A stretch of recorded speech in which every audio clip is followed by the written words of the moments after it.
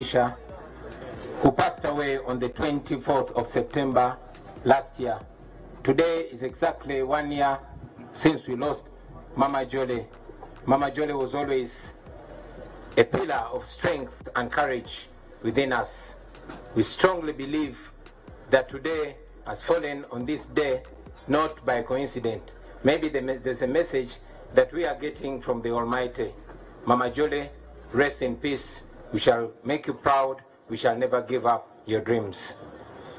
Fellow Ugandans, ladies and gentlemen, comrades in the struggle, I am deeply humbled and profoundly honored to accept your nomination to be the next president of the Republic of Uganda for the year 2026 to 2031, not 1926 to 1931. I thank you very much for the trust that you've continued to place in me ever since I offered myself for the first time for the presidential office in 2021. Today, my heart is filled with a deep sense of responsibility to deliver to that trust that you've put in me. Together, we have been everywhere preaching the message of a new Uganda. And today, with this nomination, we start on the final phase of our mission to freedom and true independence. Since our nation was born in 1962, every change of leadership has been written in blood, the blood and sacrifice of the common people of Uganda, the citizens of Uganda, and yet the leaders who always promised liberation have always delivered oppression. For 40 long years, one man farm. Ladies and gentlemen, our country is fertile. Our people are hardworking and enterprising. We are rich in creativity. We are resourceful. We are energetic. We are young and we are promising. Our country is one of the richest countries on the planet in terms of natural resources. So, my brothers and sisters, our problem is not lack of wealth. Our problem is lack of leadership. Leadership that serves the people instead of terrorizing them and exploiting them. Leadership that seeks to uplift the citizens instead of enslaving them. Sisters and brothers, this is not the first time that we stand before you with a dream of a new Uganda. We first made our attempt 5 years ago in 2021. Hundreds of our brothers and sisters were tortured. Many of them were arrested and they're still in prison as we speak right now. Many were killed and many are missing to the present day. And yet, we refuse to give up. I know that many of you are now asking, why then do we go to the polls? Why do we risk the tear gas, the bullets, the prisons, the torture chambers, the death, and all the mess that is awaiting us? My answer to you is this. We risk it all because the alternative is giving up, and that is 10 times worse.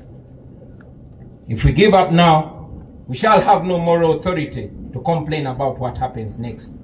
If we surrender now, that means that the fighting spirit of Rita Nabukenya, of Frank Senteza, of Yasin Kauma, and many others has been defeated. It means that they died in vain. It means betrayal. Betrayal of the comrades who have spent years in prison, counting on us who still have our little freedom to continue fighting for their freedom. Therefore, ladies and gentlemen, no matter what happens to us, we must keep moving forward. Even if somebody tells you that our chance to freedom is only 1%, let us take that chance and fight. We have always been telling you about the protest vote, and today, let me use this opportunity to break it down in more detail. We have voted before. We have won elections before, and we have been rigged before. But the election this time is no usual election, brothers and sisters. We are going into this election as a way of protesting against the injustice that has been occasioned to us for the last 40 years. We are protesting, and the protest begins now. We must use this election season to rally the people of Uganda, to express their anger and to express their hope at the ballot box.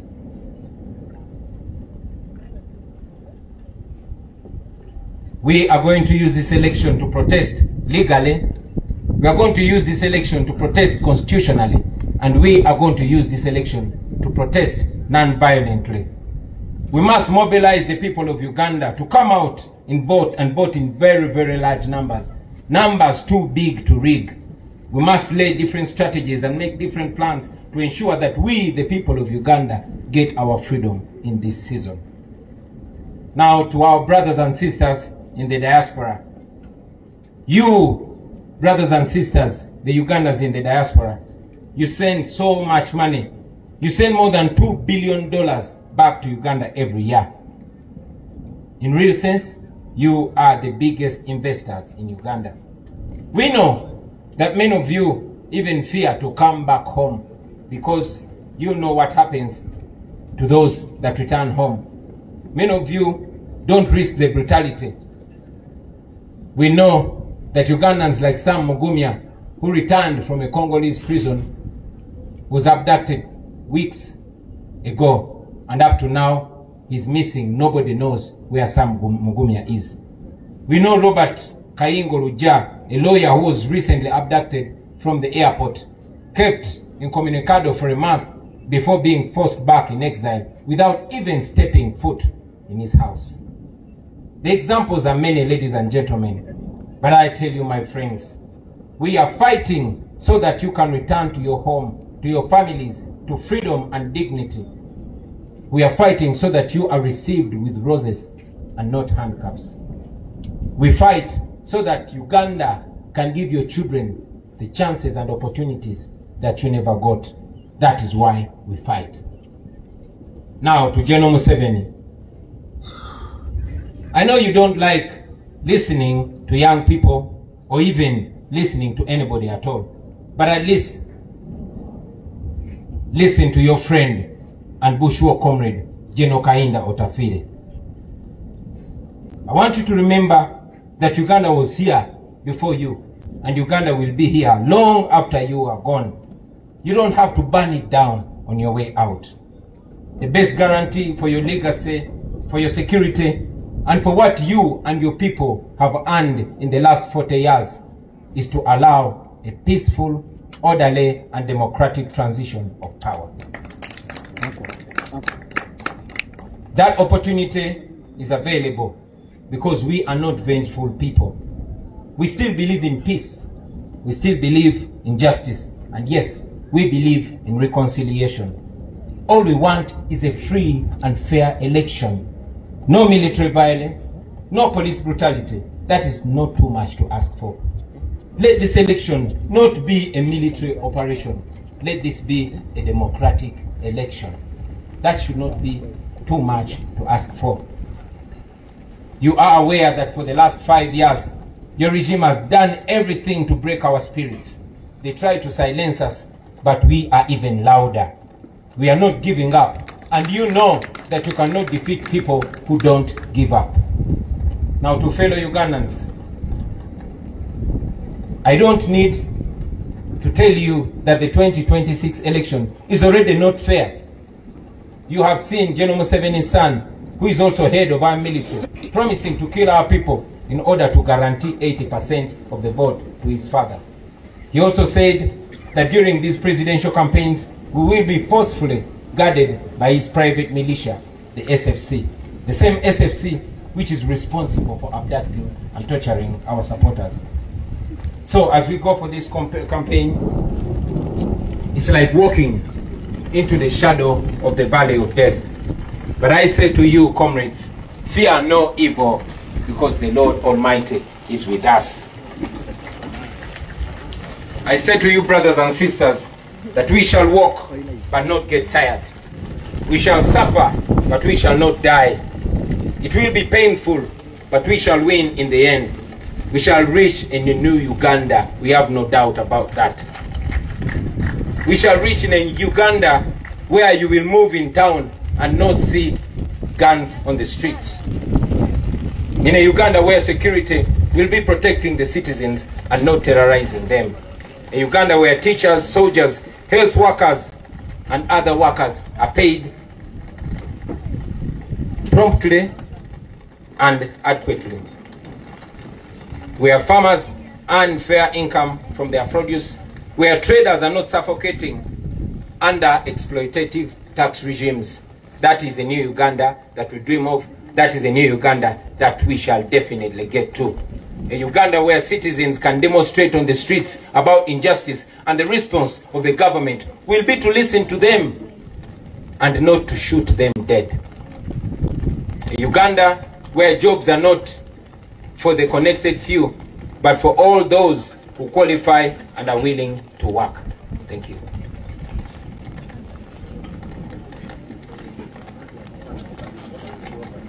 In the coming days, ladies and gentlemen, we shall unveil our manifesto, and we shall go ahead to paint a clear picture of that new Uganda that we dream of, that new Uganda that we believe. But ultimately, about leadership, that will be a Uganda where leaders will be serving the people and not the other way around. I tell you, my friends, that Uganda is possible in our lifetime. And with your courage, with our sacrifice, and with the grace of God, we shall reach that new Uganda. Now, as the National Unity Platform, even with the little resources that we had for the last 4.5 years, we have already demonstrated that we are able to use less and achieve more. We have managed to acquire the biggest political party headquarters in Uganda. We have launched the first school of leadership, and we have gone ahead to groom leaders at no cost to them. Leaders that will uphold our values and offer leadership to the next generation after we retire. We have supported families of political prisoners and missing comrades. We have refused to be compromised. We have held onto our principles even when it has come at great personal cost. We have pursued and secured sanctions against those who steal from our people and against those who oppress our people. We have kept the struggle alive, and we are growing even stronger. Now, to the international community, Uganda's freedom is not only for Ugandans. Uganda's freedom is for everybody. If Ugandans are safe, if Ugandans are not safe, neither are our neighbors, nor the international dwellers or the international community that always receives us when we go seeking for asylum. Please stand with us as we stand for democracy and human rights. Now, to our senior comrade, Dr. Kiza Besije, to our brothers Alex Waiswa Mufumbiro, Comrade Bobiwine, Eddie Mutwe, Achireu Chivumbi, Machete, Gaddafi, and all other political prisoners, we honor you, we think about you, we pray for you, and we are fighting for you. To your families and every Ugandan that has been affected in this struggle, please don't lose hope. Your suffering will never go in vain. Now, finally, to the comrades that I will be moving with on this campaign trail, the foot soldiers, the ordinary citizens of Uganda who have nothing else to offer to their country but their selves, their bodies. First of all, I thank you, brothers and sisters. We have stood together through the tear gas, through the bullets, through the beatings, through the abductions, through the courts, through the prison walls, and through the funerals. You have been my shield. You have been my eyes. You have been my courage. You have been my strength. You have been my friends, my true friends. Today, as we go into what is likely to be an even more violent campaign, I will be relying on you, my friends. We are embarking on a long walk to freedom. Whatever lies ahead of us is going to test everything that we are and everything that we stand for. But I guarantee you, brothers and sisters, freedom will come at the end of the day. Because after all, freedom never comes easy. Our grandparents shed blood for the independence of this country 62 years ago. Our parents shed blood for what they believed was a liberation 40 years ago. Our comrades in this very generation are in prison for this very struggle. They've shed blood for this struggle. Many of them are missing and they don't even have graves for this struggle. Let us carry them in our hearts. Let us carry them in our minds. Let us do this in their name. Brothers and sisters, the same courage and discipline that has kept us going since 2017 should be the same courage and discipline to carry us through this campaign. Your duty in this campaign, I must remind you, will not be to protect me. Yes, your duty in this campaign is not to protect me. It is to protect yourselves. It is to protect each other. It is to protect those ordinary people that come to support us on our rallies. I request you to be vigilant in every village that we shall enter and on every rally that we go to. Please be very solid and be very sober. Please be very calm and be very disciplined. Hope for the best, but prepare for the worst. Be careful, but don't show fear, because this regime wants us to be fearful. My brothers and sisters, I want you to understand what we are fighting for. We are fighting for a better Uganda. We are fighting for the farmers, for the border riders, for the young graduates who have no jobs. We are fighting for the ghetto people, those ghetto youth whose future is being stolen away in exchange for a few shillings. We are fighting for the ordinary children whose future is empty and we want to give meaning to. We are fighting for those police officers who are ordered to brutalize you because you are fighting for their children's future. And afterwards, they have to return to their uniport, to an empty house, to children with no school fees, and to a family with no health insurance. Please don't look at them as your enemies, because they are not your enemies. They are victims too. They also wish that things can change someday. Brothers and sisters, if we succeed, this country will be free and things will change forever. It will never be the same again. Unfortunately, if we don't succeed, nobody will ever believe that we did our best. That will mean that we are condemning our children, those that are born and those that are unborn, to slavery. And that is not what we should be doing. Therefore, brothers and sisters, failure is not an option. We must get our freedom, or at least die trying to get our freedom. I don't know how much danger is awaiting us on this campaign trail, but I know that we are going to keep moving with hope and faith. We are carrying the hope of our entire generation, a hope of millions and millions of Ugandans. Brothers and sisters, I want you to understand that this that we are carrying on our shoulders is a historical responsibility. So prepare yourselves. Hug your loved ones one more time and tell them that we are going to war. We are going to a war that we never chose. A war that we are not even trained for, but a war that has been imposed on us by our oppressors. We are facing an enemy that is armed to the teeth. And we are facing the enemy barehanded, only armed with the truth and God. We are fighting this because it is a duty that we must take on. We are fighting for our God-given right to live as human beings in our own country. We will never retire. We will never give up. We will fight until we are free. And I'm sure we shall be free in the end. This is not a matter of when, but it's not a matter of if. This is a matter of when. And we know that we are going to achieve our freedom. Brothers and sisters, I want to conclude by guaranteeing to you that are here with us and all Ugandans all over the world that in the end, we shall be free. In the end, everything is going to be all right. And if everything is not all right yet, then that will not be the end. Thank you very much for God and my country. Thank you, candidate, for that address. Now, members of the press, the candidates team has said that it's going to do the version in Uganda at Natete and also answer the questions there. So given the environment, I don't know unless the candidate chooses to.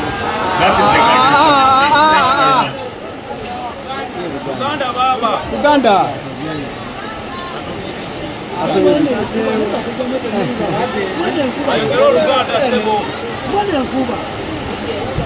So let us wait for that advice. But that's what the team had presented. Thank you. Yeah, apologies because of the weather. The team, please attend to the candidates so that he exits well.